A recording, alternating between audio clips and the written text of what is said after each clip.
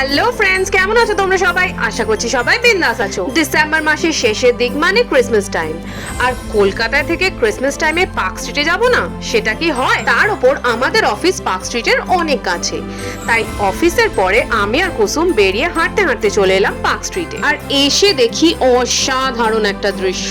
আশা করছি এত সময় তোমাদেরও পার্ক স্ট্রিট ঘোরা হয়েই গেছে। তাহলে চলো এবার আমি চোখ ভরে এই সুন্দর নাজারাটা দেখে নিই। ওখানে ফুটপাতে অনেক কিছু বিক্রি করছিল, তার মধ্যে এইগুলো দেখো কি ছোট্ট ছোট্ট সান্টার জামা। তারপর ওখান থেকে হাঁটতে হাঁটতে আমরা চলে এলাম পার্ক স্ট্রিট জুডিওতে। ওখানে গিয়েছিলাম কিছু শীতের কালেকশন দেখতে, কিন্তু শীতের আর পাত্তা নেই, আর কালেকশন কি দেখতে। তাই বাইরে এসে গরম গরম ডাল পকোড়ি নিয়ে আবার হাঁটা লাগালাম ক্যাথেড্রাল চার্চের দিকে। অফিস ছুটির পর থেকেই শুধু হেঁটেই চলেছে। এখান থেকে চার্চও বেশ খানিকটা রাস্তা হাঁটতে হবে, কিন্তু তাতে কি হলো, আমি আর কুসুম সময় পেলেই এইরকম দুজনে মিলে একটু ঘুরু ঘুরু করে আসি। আর এই দেখো চার্চের সামনে চলেও এসেছি আমরা, কিন্তু রাত হয়ে যাওয়ায় চার্চ বন্ধ হয়ে গেছিল। কি আর করা যাবে, এই সুযোগে বরং আরো একদিন এসে চার্চ ঘোরার মৌকা পাওয়া গেল। দুজনে মনকে এই তাসাল্লি দিয়েই কুসুম বাসে উঠে গেল, আর আমি রবীন্দ্র সদন মেট্রো স্টেশনের দিকে হাঁটতে লাগলাম। আর পথে এই দৃশ্য দেখে আমার একটাই কথা মনে আসলো, আমাদের কলকাতার আনাচে কানাচে শিল্পীর ছড়াছড়ি, যারা প্রতিটা মুহূর্তে